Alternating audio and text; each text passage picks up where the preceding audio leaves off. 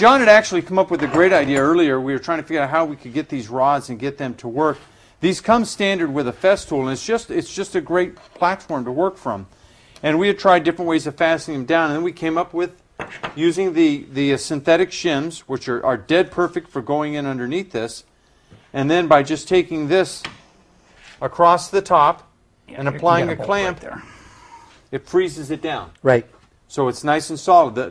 It prevents, it takes a lot of the roll out of the router. All right. Now, if you had to do a large area, let's say you were in the middle of a peninsula top like this, you could really just get longer rods that you could probably buy at a home center or hardware store. I was looking at that. I think so. You're probably talking about maybe a 3/8 diameter rod, and these are ground flat on one side, but you wouldn't have to do that for that application. You could just slide it through and put one at each end of the island top. And by once again using the synthetic shims underneath it, and then at either end of this, even if it were over a span of 36, 42 inches, wouldn't matter, and placing the block across the top gives you the flat surface to clamp to. Right. And of course you can take, now these clamps are made by Bessie, and they are... Those really crank. They're not great for solid surface. I forget how many pounds of pressure they create. It was some monstrous amount. It was astronomical, but I'll tell you, that'll pin this thing down and it won't budge. Right. And we do have these, but you could take and pin it from either side. The router slides on these rails. You can get it to whatever point you want. And then, of course, using the Festool vac, we saw you get a completely dust-free, right, a dust-free cut. Which absolutely, no, it's a great idea. I think that'll work well. Amazing. So this gives you a lot of versatility. A great tool, a great way to accomplish a simple plug repair.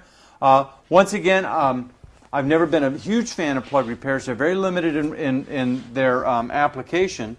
But as you can see, and I'm not even sure where the repair is anymore on that plate. Well, now let me interrupt you a second. A plug repair would be good for like a speck in the top, or let's say someone were doing some work around it, dropped a tool on it, and put a puncture, not a puncture, but a nick in the countertop. That's where this would come in. Correct. You can also do a series of holes with the larger plug set to replace a line that's cracked. And these are available in two sizes, 25 millimeter and 45 millimeter. 45 millimeter is great for sinkholes. And we also carry one by Velopec that's even larger. I believe it's 1.5 inches in diameter, but I would have to check to see.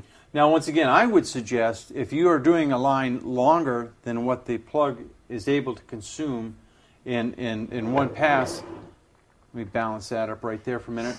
I would strongly recommend using a tool like this, because otherwise what's going to happen is you're going to have to cut a plug, let it set, right. Cut a plug, let well, it set. Well, a template like that, but that would be used with our 10-degree repair kit. That is correct. But that's another whole segment. But it's one cut.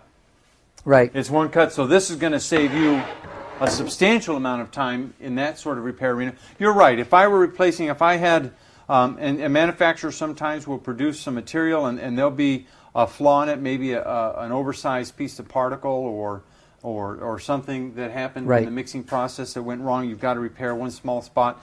As you can see by looking at that, the repair is virtually impossible to see.